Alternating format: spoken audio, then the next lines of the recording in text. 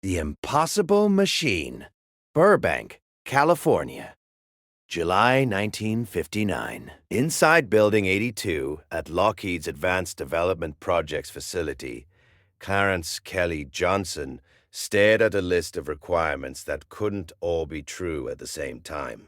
Cruise speed, Mach 3.2, 3 times the speed of sound. Sustained, not a brief dash, but continuous flight for hours. Altitude, 85,000 feet. 16 miles above sea level, higher than any operational aircraft had ever flown. Range, 4,000 miles without refueling. Radar signature, minimal, preferably invisible. And the deadline from the Central Intelligence Agency, operational capability in 30 months. Johnson had designed the U-2, an aircraft so advanced that Soviet engineers initially refused to believe American technology could produce it. That achievement had earned him this meeting. This impossible assignment, this list of specifications that violated everything he knew about aeronautical engineering. He turned to his deputy, Ben Rich, and said 5 words that would define the next decade of their lives. We're going to need new metal. Not better metal, not stronger alloys, entirely new metal, because aluminum, the foundation of every aircraft ever built, would melt at the temperatures this machine would generate. Steel was too heavy. Magnesium would ignite. Every conventional material failed the basic mathematics. They would have to build an aircraft from a metal that had never been used in large-scale aviation. A metal so difficult to work with that most manufacturers considered it unusable. A metal that, in the quantities they needed, was controlled almost entirely by the Soviet Union, the very nation this aircraft was designed to spy on. This is not the story of the SR-71's legendary speed. This is the story of how it got built at all. How American engineers created an aircraft that leaked fuel on the runway, expanded 11 inches during flight, and required manufacturing techniques that didn't exist when the project started. How CIA logistics officers secretly bought titanium from their Cold War enemy. How metallurgists learned to machine a material that shattered drill bits and caught fire during grinding. The SR-71 wasn't just faster than its predecessors. It was built from different atoms, using different physics, by people who had to invent the process as they went. The sky didn't belong to the Blackbird because of courage or tactics. It belonged to the Blackbird because a small team of engineers refused to accept that physics had already determined what was possible. The problem began with friction. At Mach 3.2, air molecules don't flow smoothly over an aircraft's surface. They slam into it. Each collision generates heat. The faster you go, the more collisions per second. The more collisions, the higher the temperature. At Mach 1, an aircraft's skin heats to about 250 degrees Fahrenheit. Uncomfortable but manageable with aluminum airframes.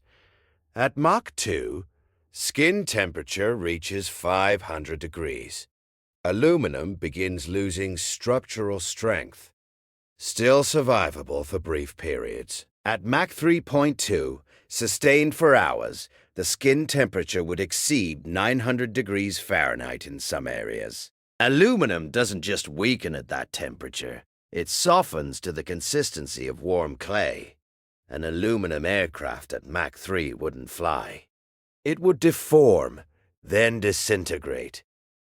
Johnson knew this in 1959. So did every aeronautical engineer in the world, which is why no one had built a Mach 3 aircraft that could fly for more than a few minutes. The X-15 rocket plane would reach Mach 6, but only for seconds before gliding back to Earth.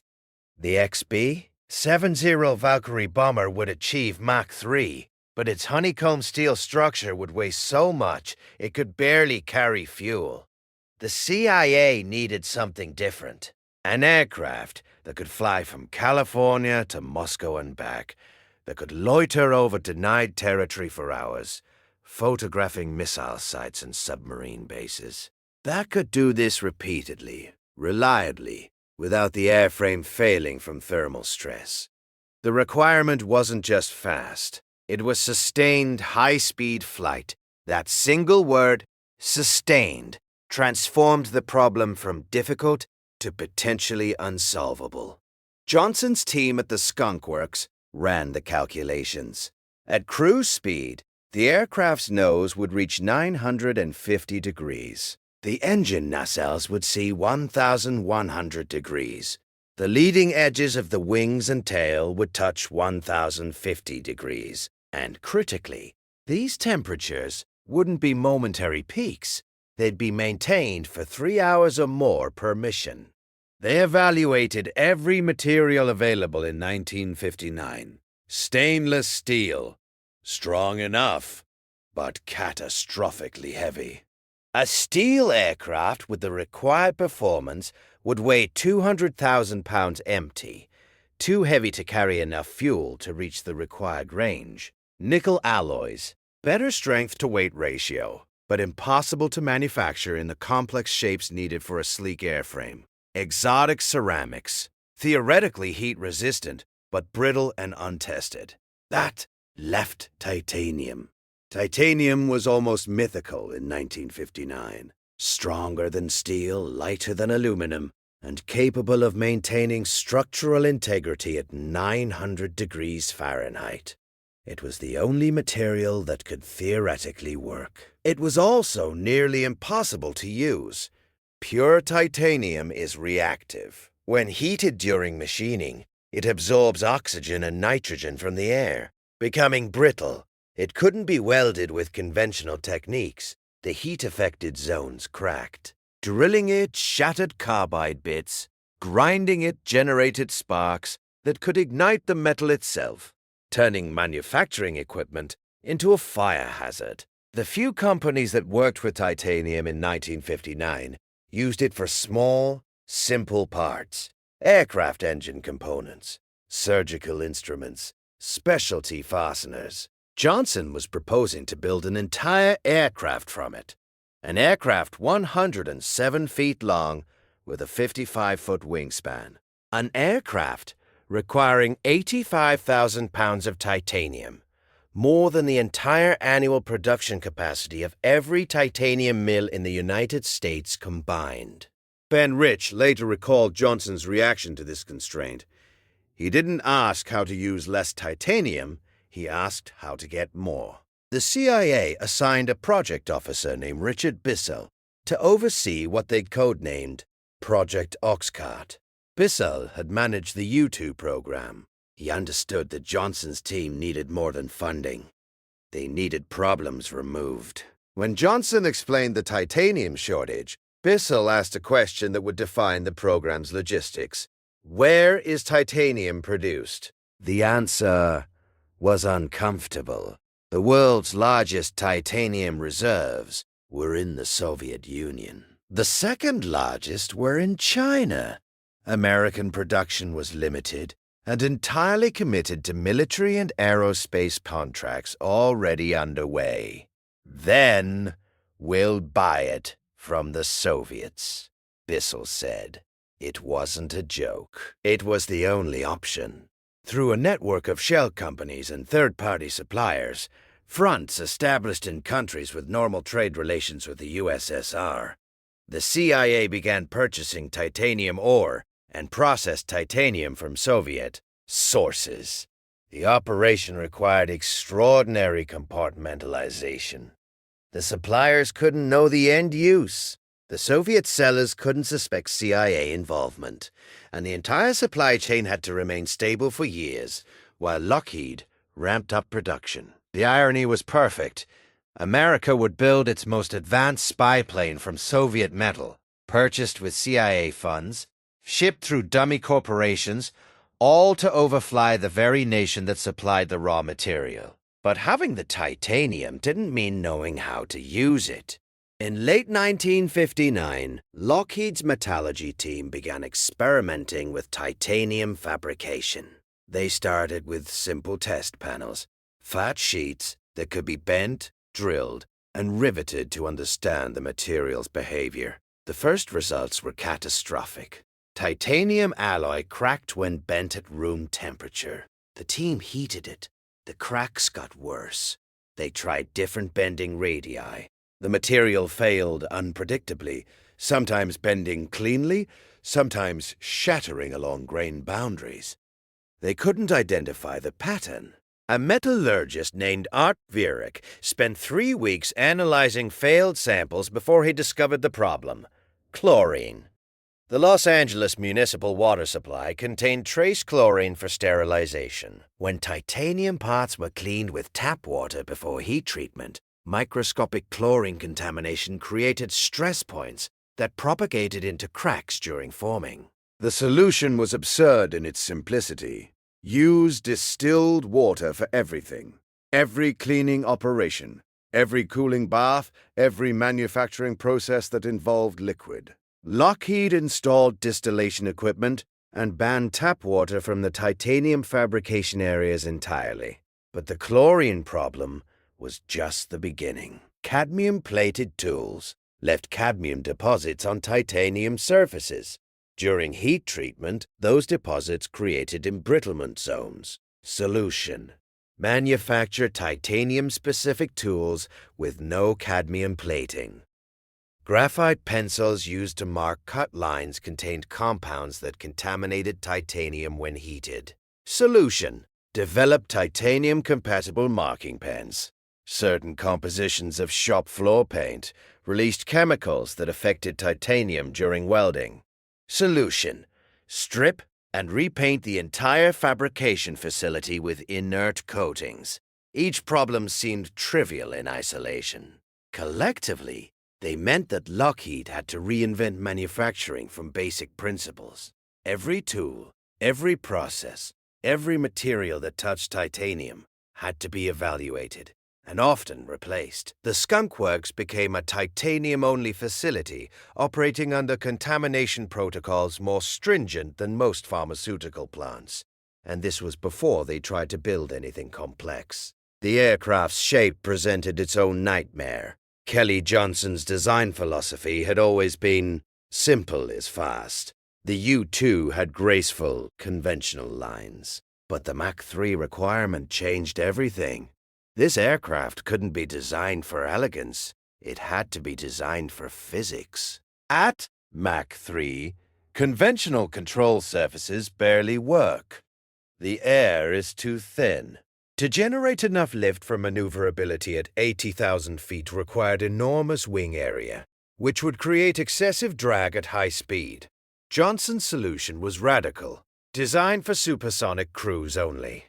Let the aircraft handle poorly at low speeds, make takeoff and landing difficult. Optimize everything for the single flight regime that mattered. The result looked alien. A flattened fuselage that blended into razor-thin wings, massive engine nacelles that dominated the planform. Twin vertical stabilizers canted inward, every curve and angle dictated by radar cross-section reduction and supersonic aerodynamics, not aesthetics or pilot preference. Engineers called it the Heibu, the Okinawan name for a pit viper. It looked predatory and venomous, even sitting still. But making it fly would require solving problems that had never been solved before. The engines were the most critical, and the most impossible. Bill Brown ran the engine development program at Pratt & Whitney. In January 1960, he received the specifications for what would become the J-58 engine. He read them twice, then called Kelly Johnson. "You understand, these requirements are contradictory," Brown said. "Explain." "You want an engine that operates efficiently at Mach 3.2. That's a ramjet flight regime. But you also need it to start on the ground and accelerate from zero. That's a turbojet requirement. Ramjets and turbojets are fundamentally different engines. You're asking for both in the same package." "Correct," Johnson replied. "How long will it take?" Brown's team spent 6 months just defining what the engine needed to do. At takeoff, it would function as a conventional turbojet. A compressor forced air into combustion chambers, where it mixed with fuel and ignited, producing thrust through a turbine-driven exhaust. Standard jet engine operation. But at Mach 3.2, the physics changed. Air entering the engine was already compressed by the aircraft's speed. The inlet shock wave compressed incoming air from supersonic to subsonic velocities, heating it to over 800 degrees Fahrenheit before it even reached the compressor. At that speed and temperature, the traditional turbojet cycle became inefficient. Most of the thrust should come from bypassing air directly to the afterburner, essentially turning the engine into a ramjet. The J-58 had to transition between these two modes seamlessly during flight. Low speed, turbojet. High speed, ramjet. With no manual intervention. The engine had to sense its own operating condition and reconfigure itself automatically.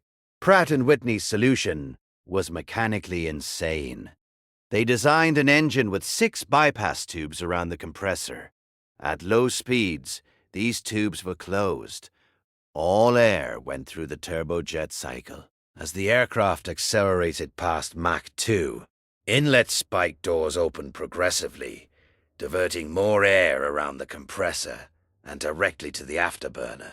At Mach 3.2, 80% of the thrust came from ramjet operation, with the turbojet core maintaining just enough power to keep the compressor spinning.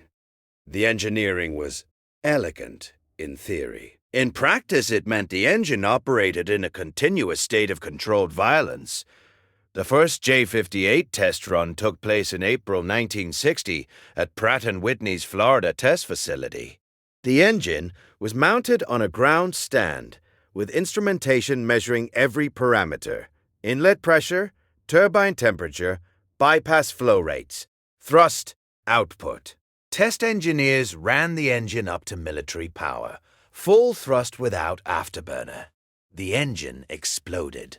Not a catastrophic disintegration, but a turbine blade failure that sent metal fragments through the compressor section and out the inlet. The pieces traveled fast enough to embed in the concrete test stand walls. If this had happened in an aircraft, the shrapnel would have shredded the titanium nacelle and possibly the wing.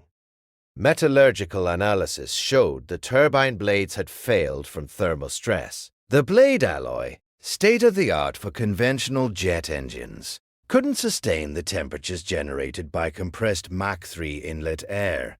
Pratt & Whitney would need to develop new alloys. Again, they tried 17 different turbine blade compositions before finding one that survived. The J-58 would use 34 turbine blades per engine.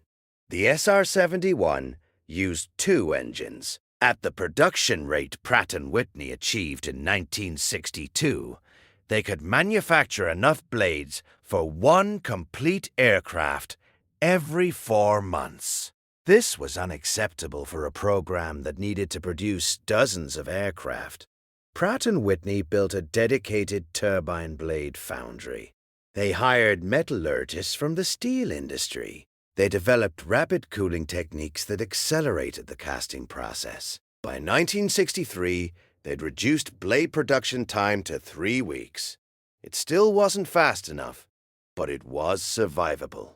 Meanwhile, the engine's other systems were failing in creative ways. The fuel system leaked at high temperature. Solution: design fuel lines that expanded with the engine, using flexible bellows joints that could accommodate thermal growth without cracking. The oil lubrication system broke down above 600 degrees. Solution: develop a synthetic oil that remained stable at 800 degrees, a material that didn't exist in 1960 and required 2 years of chemistry research to create. The afterburner flame holders melted during sustained Mach 3 flight. Solution: use a platinum-rhodium alloy that cost $40,000 per engine, but didn't deform at 1,800 degrees. Each solution created new requirements. The synthetic oil required new seals. The high-temperature fuel lines needed new pumps. The platinum flame holders demanded new welding techniques. The development became recursive. Solving one problem exposed 3 more. By late 1961, Pratt & Whitney had spent $200 million developing the J-58. They had a functioning engine that could run at full power for 30 minutes before something failed. The requirement was 3 hours. Bill Brown told Kelly Johnson they needed another 2 years and another $100 million. Johnson's response was characteristic. You have 14 months and the money you've already got. Make it work. Back at Burbank, the Skunk Works faced its own cascading crisis. The titanium airframe was growing, literally. Engineers had calculated thermal expansion based on laboratory testing of small titanium panels. Those calculations predicted the aircraft would expand approximately 6 inches in length during Mach 3 cruise, as the metal heated. Annoying, but manageable through careful design of panel joints and fastener systems. The calculations were wrong. When they built a full-scale forward fuselage section and subjected it to thermal cycling tests, heating it to operational temperature, then cooling it back down, the structure grew 11 inches, not 6. 11. The error came from a fundamental misunderstanding of how large titanium structures behave. Small test panels expanded uniformly, large assemblies with complex geometries and internal structural members expanded unevenly. Different parts heated at different rates. Different thicknesses expanded by different amounts. The cumulative effect was nearly double the predicted value. 11 inches of growth meant every system that ran the length of the aircraft. Fuel lines, hydraulic lines, control cables, electrical conduits had to accommodate that expansion. Fixed mounting points would tear themselves apart. Rigid connections would shear. The entire aircraft had to be designed to breathe during flight. Artvirx Metallurgy team developed a solution that seemed counterintuitive. Make the aircraft looser. Instead of tight tolerance construction that maximized structural rigidity, they designed loose panel fits with overlapping joints. At room temperature, the SR-71 would leak. Fuel tanks wouldn't seal. Panel gaps would be visible. The aircraft would look unfinished. At operational temperature, thermal expansion would close those gaps. The panels would press together. The fuel tanks would seal. The structure would become rigid through heat, not through room temperature engineering precision. This meant the SR-71 couldn't be fueled completely on the ground. The tanks leaked too badly. Instead, the aircraft would take off with partial fuel, rendezvous with a tanker immediately after takeoff, and fill the tanks in flight once the airframe had heated enough from acceleration friction to seal the gaps. When Johnson presented this solution to the Air Force liaison officer, the response was predictable. You're telling me the aircraft doesn't work unless it's going Mach 3? Correct, Johnson replied. It's optimized for one flight regime. Everything else is just getting to that regime or returning from it. The officer stared at him. That's the stupidest design philosophy I've ever heard. It's the only design philosophy that makes Mach 3 cruise possible.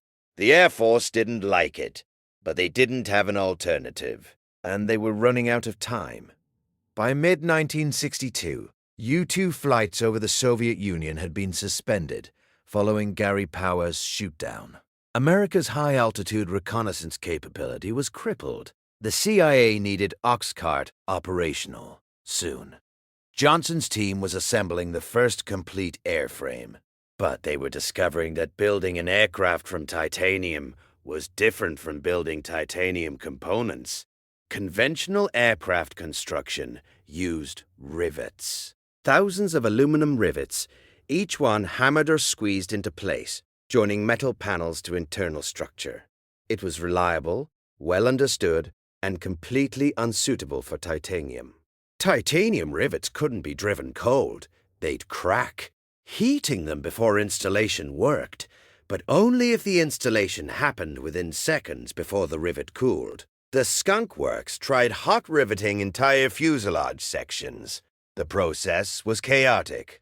Workers rushed to install cooling rivets, while other workers heated new batches. Quality control was impossible. Rivet heads cracked, joints loosened, the structure was compromised. They switched to spot welding. Titanium spot welds were stronger than rivets, but they required precise control of heat, pressure, and time. Too little heat, no fusion. Too much heat, the metal embrittled. The difference between a perfect weld and a failed weld was measured in tenths of a second and degrees of temperature. Lockheed bought the most advanced spot welding equipment available in 1962. It wasn't advanced enough. They modified it. The modified equipment still couldn't maintain tolerances. They designed new welding guns from scratch, with servo-controlled pressure and millisecond accurate timing. Those guns cost $150,000 each. The Skunk Works needed 30 of them. Training welders became its own program. Conventional welding experience was worse than useless. It taught habits that destroyed titanium. The Skunk Works hired workers with no welding background and trained them exclusively on titanium techniques. Each welder practiced for 3 months before touching actual aircraft structure. Even perfectly trained welders couldn't prevent all failures. Titanium welds that looked perfect at room temperature sometimes cracked during thermal cycling. The Skunk Works implemented 100% X-ray inspection of every weld. Aircraft that failed inspection were torn apart and re-welded. The first complete airframe, Article 121, was rejected after final inspection. 14 months of work. Scrapped. They started over. Article 122 became the first aircraft to pass structural inspection. The date was February 1962, 29 months after the program started. Kelly Johnson had promised the CIA operational capability in 30 months. They had 1 month to finish systems integration, conduct ground testing, and prepare for first flight. It wasn't enough time, but Johnson didn't ask for delays. He'd made a promise the Skunk Works would deliver. Lockheed test pilot Lou Schalk climbed into Article 122's cockpit on April 25, 1962. The aircraft sat on Groom Lake's dry lake bed, Area 51, surrounded by security so tight that even most Lockheed employees didn't know it existed. Schalk had flown the U-2. He understood Kelly Johnson's aircraft philosophy. Design for performance first, pilot comfort last. But the A-12 cockpit, Oxcart's designation before it became the SR-71, was claustrophobic even by Skunk Works standards. The instrument panel was packed with gauges monitoring systems that didn't exist on any other aircraft. Inlet temperature, spike position, bypass door status, titanium skin stress indicators, SIP compressor inlet pressure, TIT turbine inlet temperature. Every acronym represented a system that could kill him if it failed. The ground crew chief helped Schalk connect his pressure suit to the aircraft's environmental system. At 80,000 feet, the cabin pressure would be 3.5 psi, low enough that the suit was mandatory. If the cabin depressurized, Schalk had perhaps 15 seconds to go on emergency oxygen before hypoxia rendered him unconscious. The engine start sequence began at 0600 hours. Unlike conventional jet engines, the J-58s required external air start systems, massive pneumatic carts that forced compressed air through the engines to spin them up to light-off speed. The ground crew connected the carts and began the start procedure. The right engine lit cleanly. Normal turbines spin up. Normal exhaust gas temperature rise. Normal. The left engine exploded on start. Not the turbine this time, the fuel control unit. A valve that metered fuel flow to the combustion chamber had stuck partially open. When the engine lit, it received 3 times the normal fuel volume. The overpressure blew the combustion chamber liner apart. Skunk shut down immediately. The ground crew swarmed the aircraft with fire extinguishers, but there was no fire, just a ruined engine and metal debris scattered across the lakebed. First flight attempt aborted. Damage assessment, 6 weeks to replace the engine and combustion chamber liner. Kelly Johnson didn't wait for the replacement. He ordered Article 123, the second airframe, moved to Groom Lake immediately. If 122 wasn't ready, 123 would fly first. On July 24th, 1962, Article 123 sat on the same runway. Different aircraft. Same pressure. Lou Skunk ran through the pre-flight checklist again. This time, both engines started normally. Skunk advanced the throttles to military power.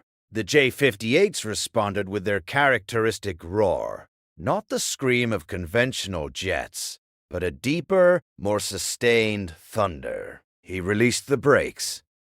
Acceleration was immediate, but not overwhelming. The A-12 was heavy, 52,000 pounds empty, 102,000 pounds with fuel. It took the entire length of Groom Lake's 500-foot runway to reach rotation speed, 210 knots. Skunk pulled back on the stick. The nose lifted. The main gear left the ground. And immediately he felt something wrong. The aircraft wanted to yaw left. Strongly, he corrected with right rudder, but the yaw continued. He added more rudder. The control forces were asymmetric. The aircraft was fighting him. Directional instability. He radioed to the control room, investigating. Kelly Johnson and Ben Rich watched from the control tower. They'd run thousands of hours of wind tunnel testing. The directional stability should have been fine. Should have been. Skunk climbed to 10,000 feet, keeping the speed below 300 knots. The yaw was manageable at low speed, but concerning. He ran through the stability tests, rudder inputs, bank angle variations, yaw damper engagement. Everything felt wrong. The aircraft wanted to swap ends, to turn backwards and fly tail first. He flew for 30 minutes, gathering data, before returning for landing. The approach was stable. Touchdown was smooth, but the directional instability was undeniable. Post-flight analysis confirmed what Skunk had felt. The vertical stabilizers were too small and positioned too far forward. At high angles of attack, they blanked each other. Neither could generate enough yaw authority. The aircraft was directionally unstable in slow flight. Johnson's team redesigned the vertical stabilizers. Larger area. Moved aft. Canted slightly outward for better effectiveness. The modification took 8 weeks and required cutting apart the already built tail sections and rewelding them with new geometry. Meanwhile, Skunk continued test flights with Article 123 at low speeds, mapping the instability envelope. On the 6th flight, he attempted the first supersonic run. At Mach 1.1, the inlet spikes, those forward-moving cones that adjusted shockwave position, should have started moving aft automatically. They didn't. The control system failed. Without proper spike position, the engines couldn't breathe efficiently. Skunk had to abort the acceleration and return. Inlet spike control system redesign. 3 weeks. The pattern was established. Every flight revealed new problems. Every problem required redesign. Every redesign delayed operational capability. The fuel tank sealant failed during thermal cycling. The titanium expanded, as predicted, but the sealant compound cracked instead of flexing. Solution: develop a new sealant chemistry that remained elastic at 600 degrees. Time required, 2 months. The hydraulic system overheated at high altitude. The thin air provided insufficient cooling for the hydraulic pumps. Solution: add a dedicated hydraulic cooling system with liquid-to-liquid heat exchangers. Time required: 6 weeks. The pilot's windscreen cracked during a high-speed taxi test. Not from impact or stress, but from differential thermal expansion between the glass and the titanium frame. Solution: design a new windscreen mounting system with flexible gaskets. Time required: 4 weeks. By December 1962, the A-12 had flown 18 times. It had never exceeded Mach 1.5. The program was 11 months behind schedule, and they hadn't even attempted the high-altitude, high-speed flight regime the aircraft was designed for. The CIA was losing patience. Richard Bissell had been replaced as project officer. His successor wanted results, not engineering explanations. The pressure on Johnson intensified.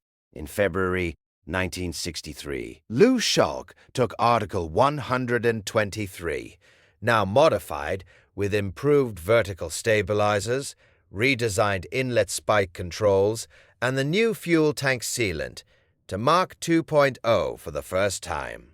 At Mach 1.8, the inlet shockwave became visible through the cockpit cameras, a diamond pattern of compressed air in front of each engine nacelle. The spikes moved aft automatically, adjusting to maintain optimal shock position. The engines transitioned to ramjet mode. Thrust increased even as fuel flow decreased. The physics were working. At Mach 2.0, the skin temperature reached 450 degrees. The airframe began to expand. Schalk heard sounds he'd never heard in an aircraft. Pops and creaks as titanium panels shifted against each other. The aircraft was growing. And then the right inlet unstarted. An unstart happens when the shockwave position becomes unstable. The carefully controlled supersonic to subsonic airflow collapses. The shockwave expels violently from the inlet. The engine loses thrust instantly, from 34,000 pounds to nearly zero in less than a second. The asymmetric thrust yawed the aircraft violently to the right. Schalk's head slammed against the canopy bow, even through his helmet. His vision blurred. The yaw rate exceeded 30 degrees per second. The aircraft was spinning. His training was automatic. Throttle back both engines. Unload the G-forces. Recover controlled flight first. Troubleshoot second. The yaw stopped. The aircraft stabilized at Mach 1.2, descending through 60,000 feet. Schalk's neck hurt. His vision was clearing. Both engines were running at idle. He was alive. Unstart event, he reported calmly. Right inlet. Recovered. Returning to base. In the Skunk Works engineering lab, the unstart data was analyzed obsessively.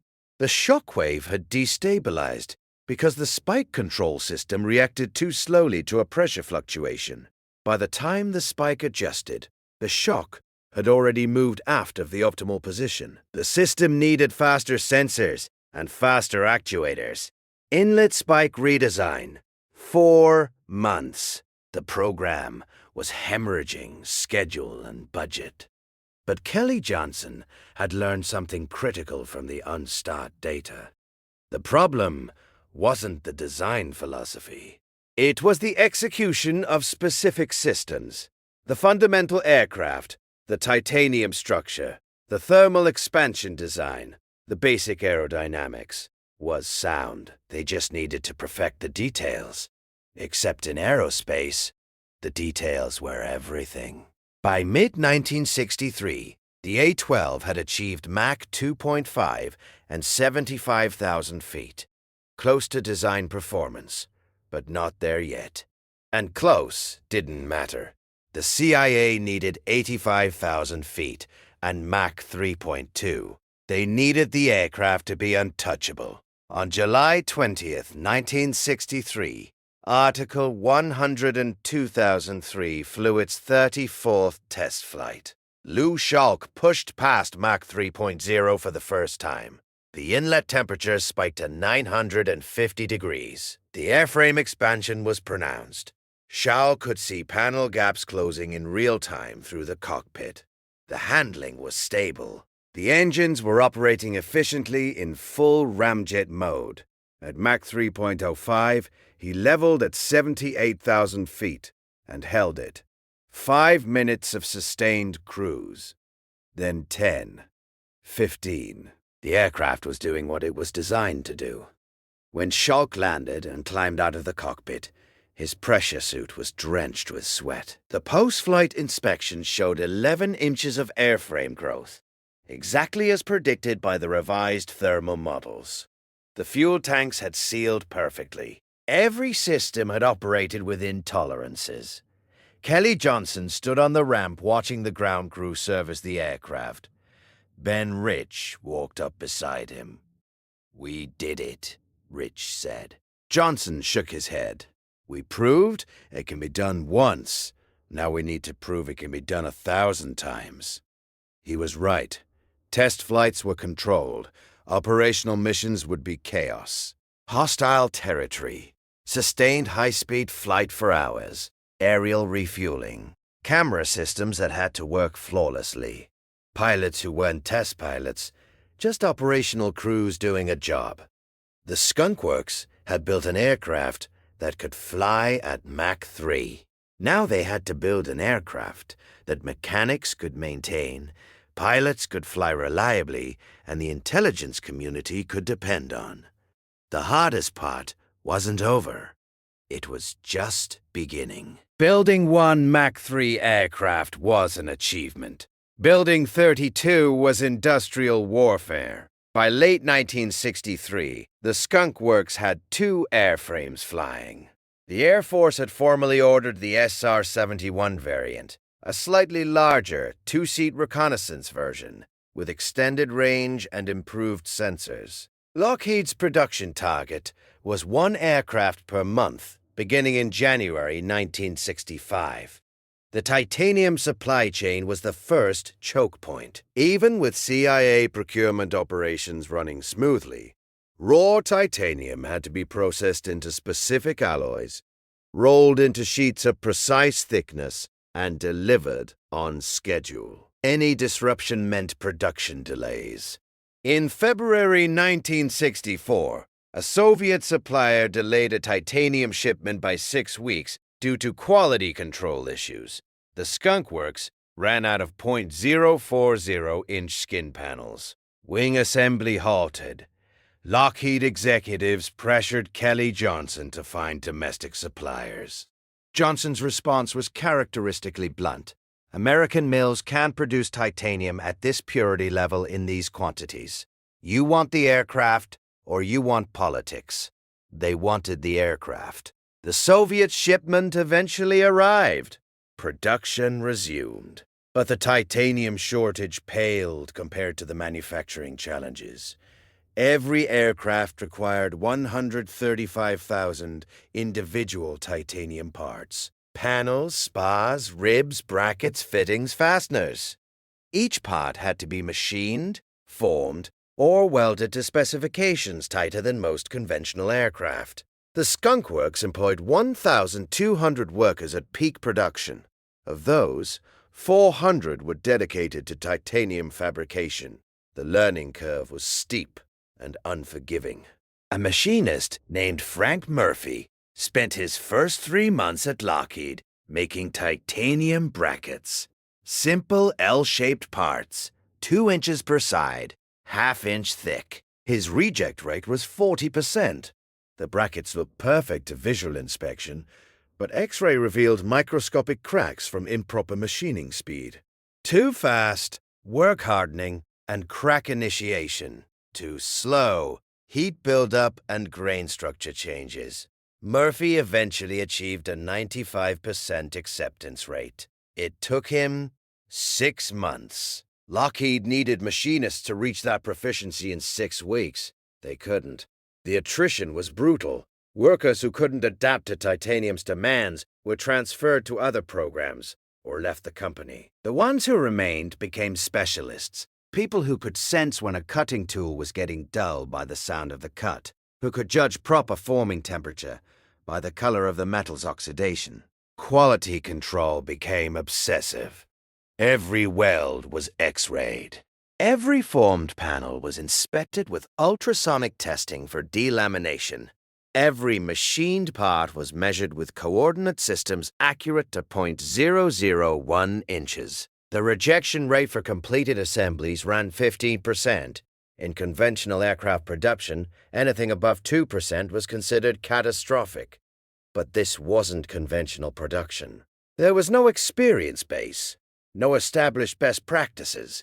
Every SR-71 built taught Lockheed something new about titanium manufacturing. Article 127, the fifth production airframe, failed final inspection when structural testing revealed cracks in the wing carry-through structure. This was the titanium box that transmitted wing loads to the fuselage. If it failed in flight, the aircraft would break apart. Engineers traced the cracks to weld contamination. Somewhere during fabrication, a chlorinated cleaning solvent had been used near the weld zone. The residue had embrittled the heat-affected zone. The entire wing carry-through structure had to be cut out and replaced. Cost of the rework, $2.8 million. Time required, 4 months.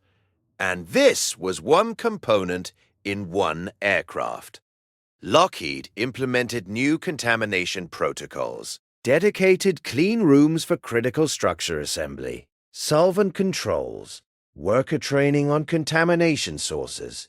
The protocols added cost and time to every aircraft, but they prevented repeat failures. Meanwhile, the J-58 engine production was experiencing its own crisis. Pratt & Whitney had achieved engine reliability on the test stand. Hundreds of hours of operation without major failures, but operational engines, installed in aircraft, subjected to flight loads and thermal cycling, were failing at an alarming rate. The turbine blades developed cracks after 50 hours of flight time. The requirement was 400 hours between overhauls. Pratt & Whitney analyzed the failed blades and discovered the problem: resonance. At certain engine RPM ranges, the turbine blades vibrated at their natural frequency. The vibration stress, combined with thermal stress, initiated cracks. Solution: change the blade design to shift the resonant frequency away from operational RPM ranges. But the turbine blades were already in production. Thousands had been manufactured. All had to be scrapped. New blade design, new investment casting molds, new manufacturing timeline. The J-58 engine delivery schedule slipped by 7 months. The Air Force was demanding operational capability. The CIA was demanding operational capability. Lockheed was burning through budget with nothing to show but test flights and redesigns. In March 1965, Kelly Johnson received a letter from the Air Force Program Office.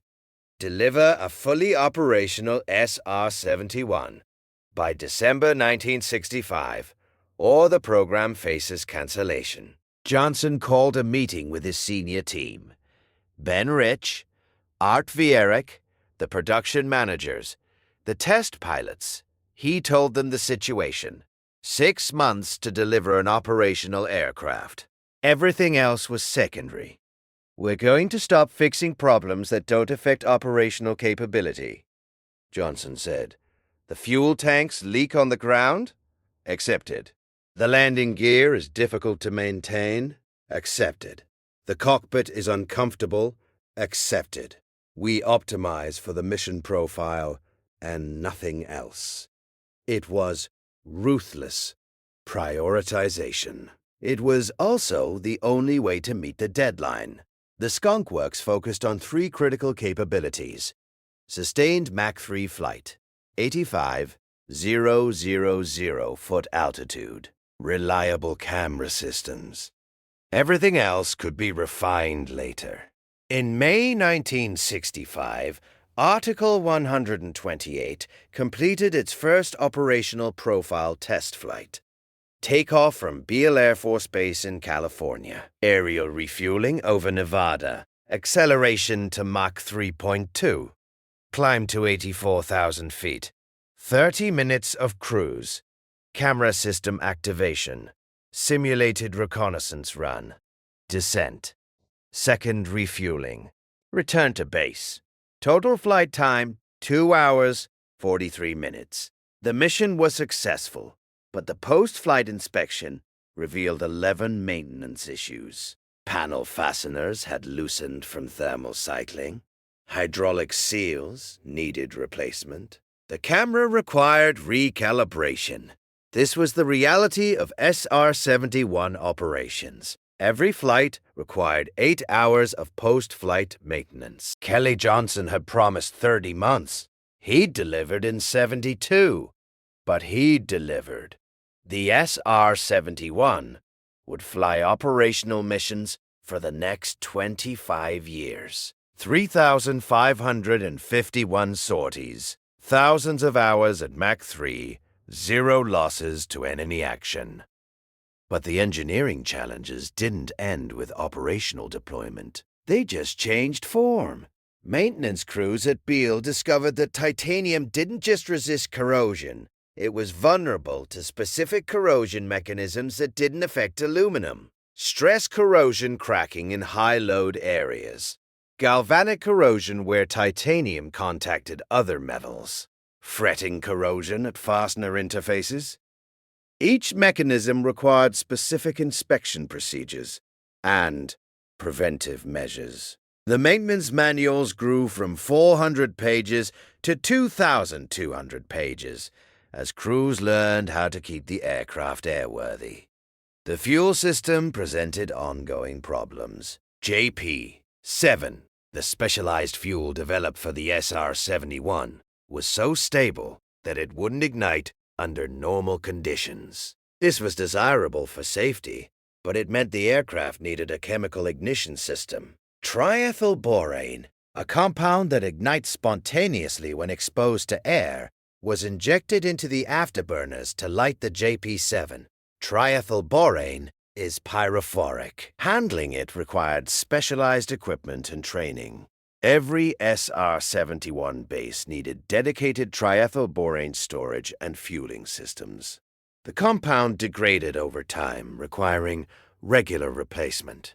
It was expensive, hazardous, and absolutely necessary. In 1968, an SR-71 returning from a mission over North Vietnam experienced fuel system contamination. Water had entered the JP-7 tanks. Somehow, despite elaborate sealing systems, at Mach 3, the water vaporized and collected in the fuel system sumps.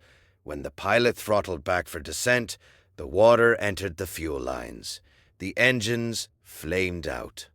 Both engines, simultaneously, at 72,000 feet over the Pacific Ocean. The pilot, Major Jerome O'Malley, had perhaps 3 minutes to relight the engines before the aircraft descended too low for J-58 operation. The restart procedure required precise airspeed and altitude. Too fast, inlet disturbance. Too slow, insufficient airflow. O'Malley flew the dead aircraft like a glider, trading altitude for airspeed, positioning for the restart window. At 45,000 feet and 400 knots, he attempted the first restart. Nothing. The igniters fired, the triethylborane injected, but contaminated fuel wouldn't sustain combustion. Second attempt at 40,000 feet? Same result. Third attempt at 35,000 feet? The right engine caught.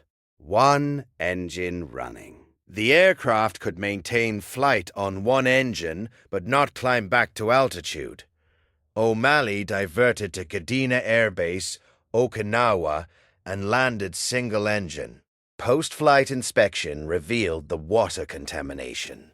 The fuel tanks were drained, the system purged, and new fuel loaded. But the incident exposed a vulnerability that hadn't been anticipated. The SR-71's fuel system had no effective water separation. Lockheed designed and installed fuel-water separators on all operational aircraft. Another modification, another cost, another lesson learned the hard way. This was the nature of SR-71 operations. The aircraft pushed so far beyond established engineering knowledge that problems emerged only through operational experience. Every flight was a test. Every incident was a learning opportunity. By 1970, the SR-71 had matured into a reliable reconnaissance platform. Reliable, but demanding. The aircraft required 50-man maintenance crews. Each flight needed 20 hours of preparation. The operational cost per flight hour exceeded $200,000, astronomical even by military standards. But it worked, and nothing else could do what it did. On March 6, 1990, the last SR-71 operational mission launched from Beale Air Force Base. The Cold War was ending. Satellites could provide reconnaissance without risk. The Air Force retired the fleet to cut costs. Kelly Johnson had died in 1990, weeks before the final flight. Ben Rich delivered the eulogy. He talked about the U-2 and the SR-71, about titanium and speed records, about impossible requirements and improbable solutions. What he didn't say, what didn't need to be said among the Skunk Works engineers in attendance, was that the SR-71 had changed how they thought about aerospace design. Before the Blackbird, aircraft were designed within known material limits. Engineers selected materials that could handle the anticipated stresses. The SR-71 inverted that process. Define the performance requirement first, then develop materials and techniques to achieve it. If the material doesn't exist, create it. If the manufacturing process doesn't exist, invent it. This philosophy became standard practice in aerospace. The F-117 stealth fighter used it. The B-2 bomber used it.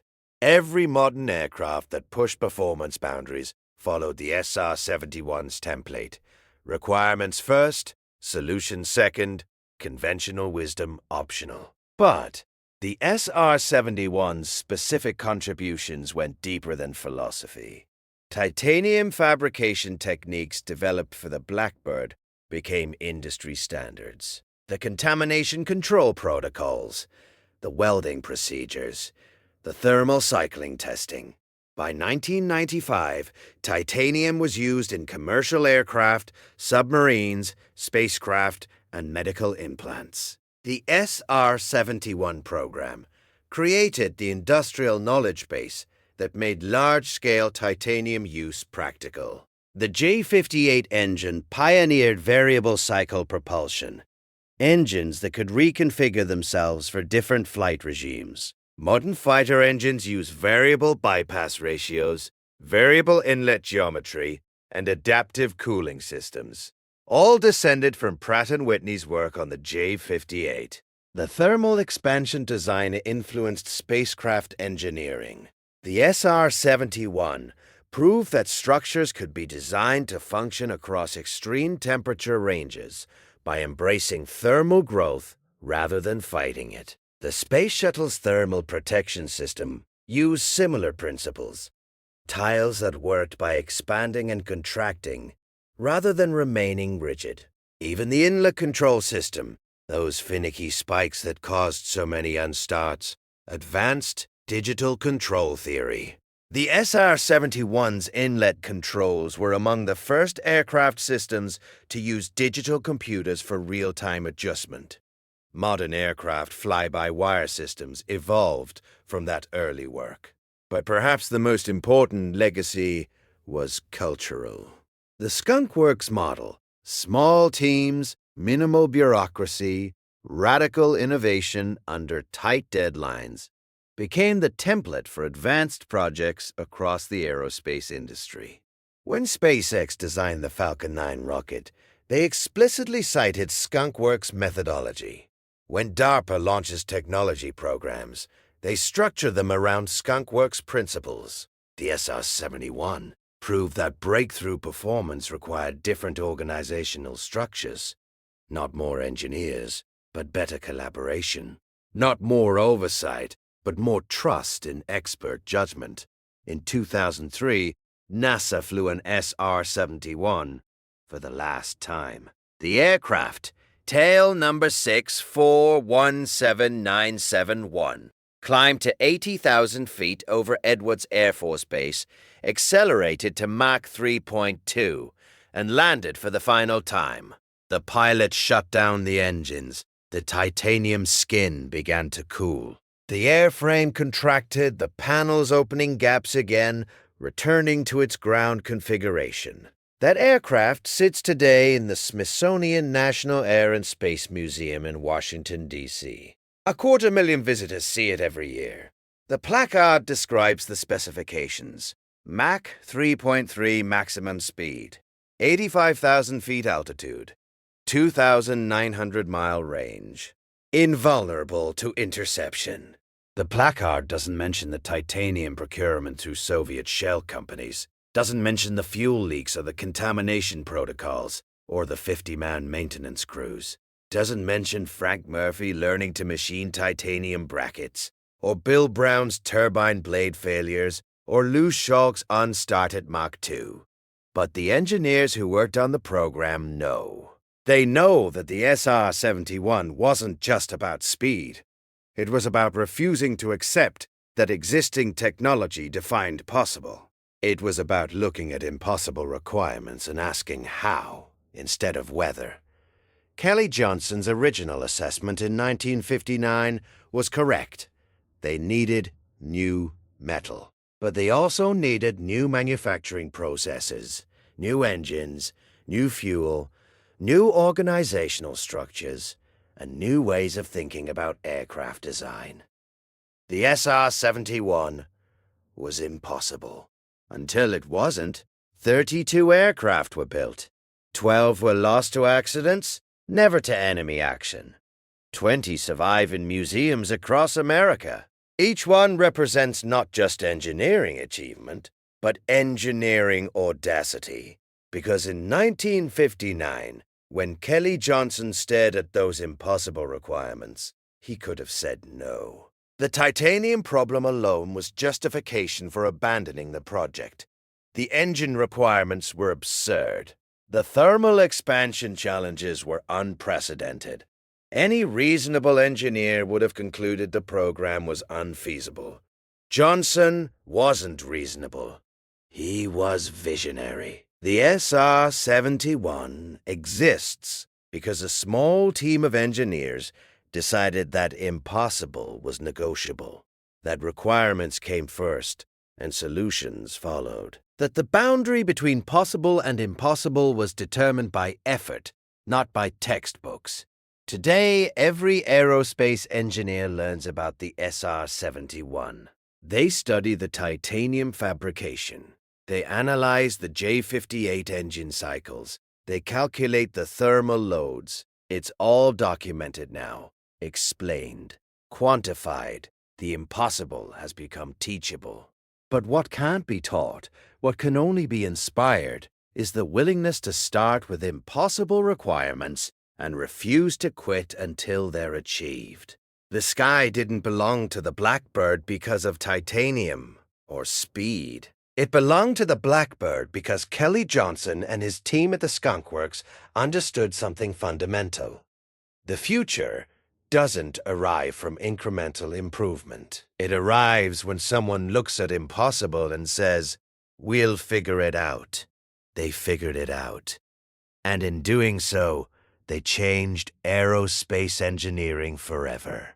The SR-71 wasn't just faster than its predecessors. It was built from different atoms, using different physics, by people who refused to accept that physics had already determined what was possible. That's not engineering. That's alchemy. And sometimes, alchemy works.